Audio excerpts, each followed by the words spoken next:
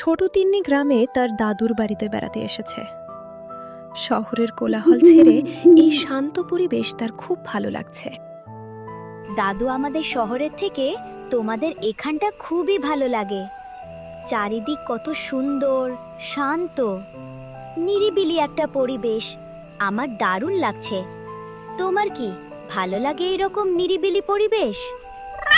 দিদি ভাই, আমারও এরকম শান্ত পরিবেশ খুবই ভালো লাগে।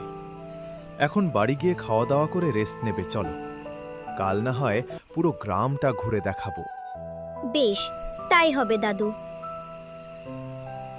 তিন্নি এবং তার দাদু বাড়ি পৌঁছে গেল এবং রাত্রে খাবার শেষ করে তারা এবার ঘুমাতে যাবে, কারণ কাল সকালে তিন্নি তার দাদুর সাথে পুরো গ্রামটা ভালো করে দেখতে যাবে।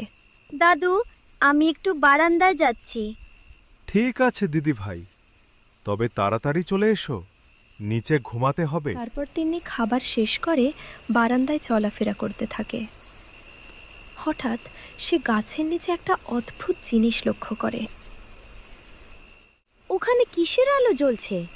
গিয়ে দেখি তো একবার।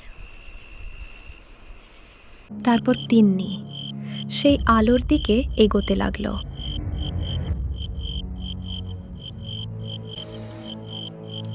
এটা কিসের আলো জ্বলছে? আরে, কি আমার হাত ধরলো? সে বুঝতে পারেনি যে কেউ তাকে ইশারা করে ডেকে এনেছে। কে তুমি? আমি আমি তোমার ছায়া বন্ধু। তোমাকে বাইরে আসতে আমার বারণ বন্ধু? করেছিলাম না? বাড়ি চলো। দেখো, আমার বন্ধু। কেউ নেই এখানে। কই তোমার বন্ধু?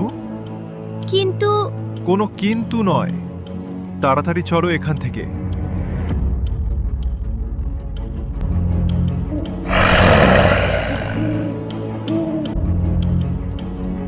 তারপর তিন্নি আর কখনো রাতের বেলা বাড়ি থেকে বের হতো না।